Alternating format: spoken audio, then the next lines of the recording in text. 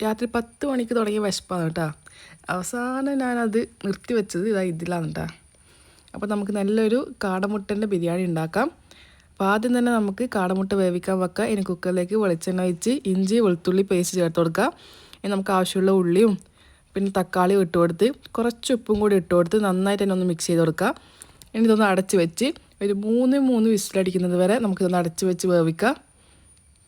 ഞാനിത് സെപ്പറേറ്റ് വേവിക്കുന്നൊന്നുമില്ല, ഇതുപോലെ ആക്കിയാൽ നമുക്ക് പെട്ടെന്ന് തന്നെ വെന്ത് കിട്ടും.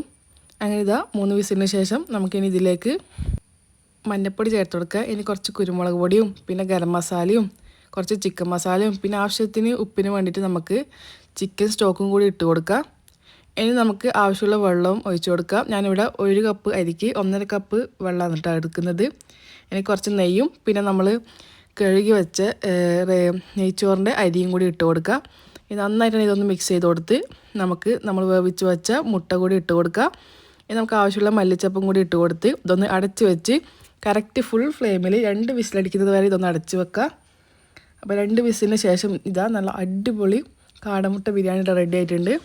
പെട്ടെന്നാക്കിയോണ്ടും നല്ല വിശപ്പുള്ളതുകൊണ്ടും നല്ല ടേസ്റ്റ് ഉണ്ടായിന്. അപ്പോൾ എല്ലാവരും ഇത് ട്രൈ ചെയ്ത് നോക്കാം. അപ്പോൾ അത്രയേ ഉള്ളൂ. ബൈ.